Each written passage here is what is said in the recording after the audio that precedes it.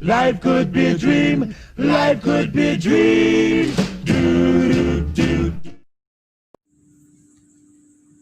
Hello students. Today I am going to continue with the same topic, organizational development. This is the part 2 of organizational development. In my previous video of organizational development part 1, I have explained the meaning, the features and the objectives of organizational development.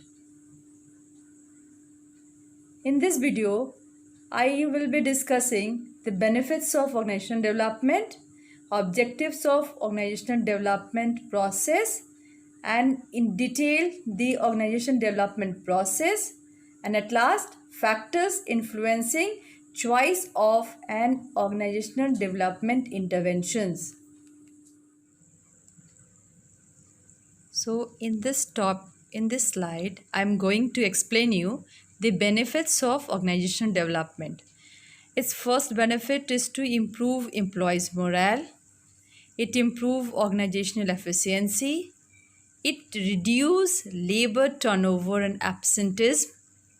It improves employer-employees relationship. It improves relationship with outside parties. It changes the internal environment in which people work and increase the trust, confidence, openness, and mutual support amongst them. It increases individual and group satisfaction amongst people at all levels by increasing their responsibility in planning and implementing the change process. It provides opportunity to people to develop their maximum potential. Now we'll see the objectives of organizational development process. The objective of the organizational development process is to identify the address problems instead of neglecting them, focus on human, social, relational, and structural changes, have a plan, proactive change in an organization that addresses and identified. It means, as we all know, that organizational development, in simple language, we call it as a plan change. So we are aware about the changes. So in this case, we'll have to take some proactive step to implement the change in the organization so that we can solve our problems. Have a holistic approach to change instead of an uncoordinated piecemeal approach. Establish measurable goals for organizational change, manage conflict and increase trust and cooperation among employees, improve the organization's ability to solve problems.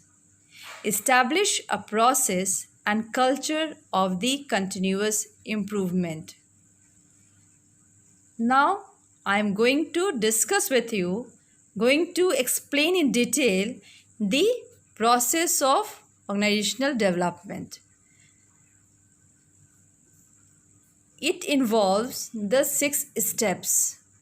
The first one is recognition of the problem.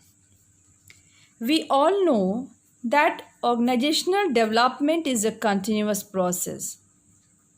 The process begins when a problem is recognized. The system can be used to make improvement on just about any situation or problem that a business faces.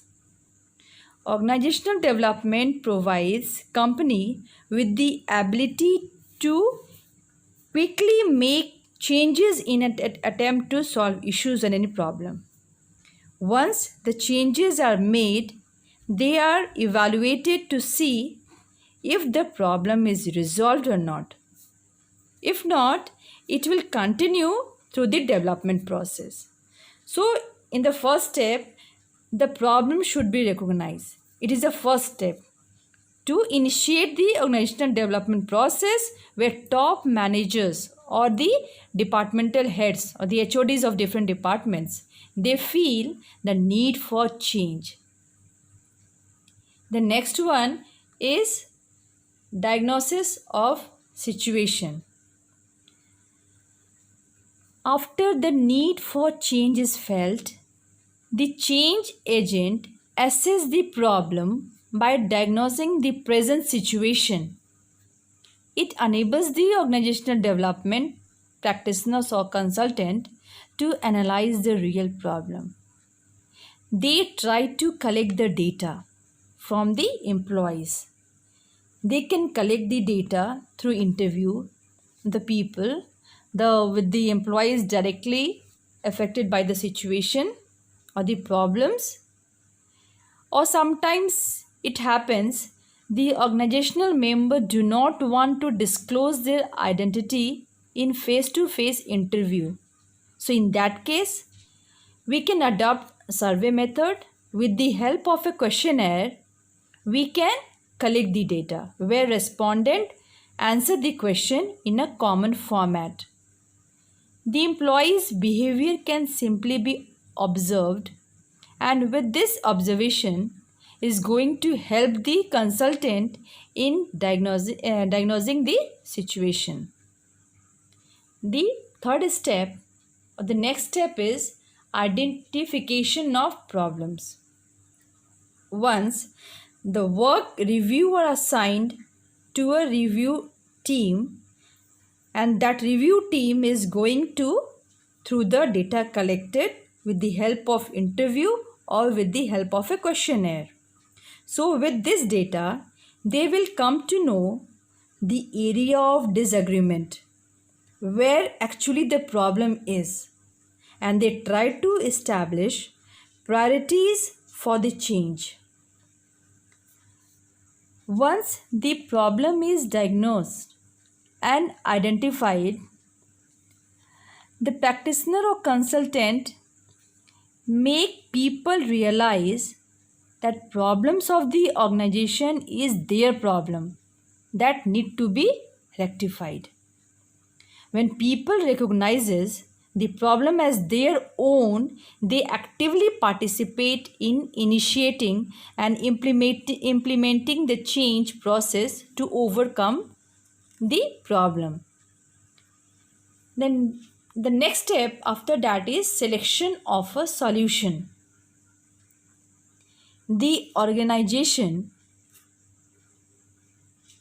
practitioners should facilitate the solution to the problems by the organizational members so that changes can be implemented very smoothly in the organization.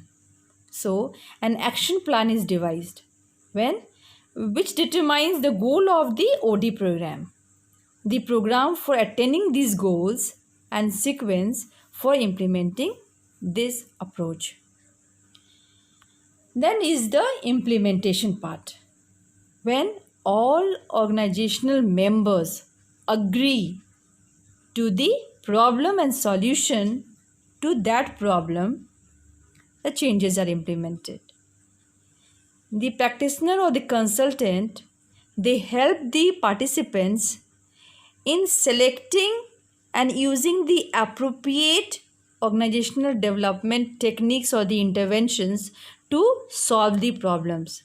So with the help of these interventions, they try to resolve the actual problems which are being identified or recognized in the initial stage of the organizational process. And the last one is evaluation.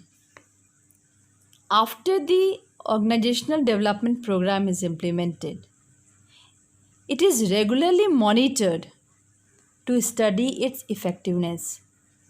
If changes do not produce the desired result, then the organizational development practitioner should make adjustment in the organizational development program. Because if first motive is to resolve the problem, if the problem is not resolved, then it will continue through the development process again and again until the you find the proper solution for the problem. So this may involve appraising the change program, change efforts, and the behavioral pattern of the etc. Now we have seen that the organizational development process involves all these 6 steps. So at last, I want to say that if any organization applies only a few steps and leaves the other, they are going to get a disappointed result. They will not satisfied with the result, because evaluation at last is a type of a feedback which they get to find out whether the techniques which have been adopted or implemented to resolve the problem, what extent it has been successful in solving the problem. So in the next slide, we are going to see the factors influencing choice of an organizational intervention. Before choosing the OD interventions, we have to go through 3 factors, which is very important before deciding any OD interventions. The first one is applicability. With the term applicability, we means the potential of a given interventions to yield desired result.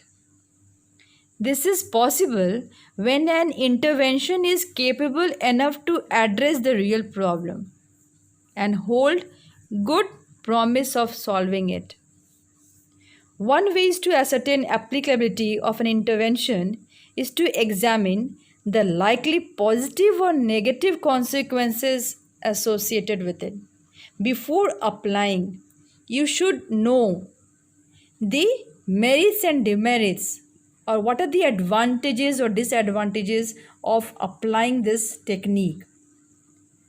So what follows from above is the need for the evaluating one's client system with a great care and concern before actually introducing any technique or any interventions.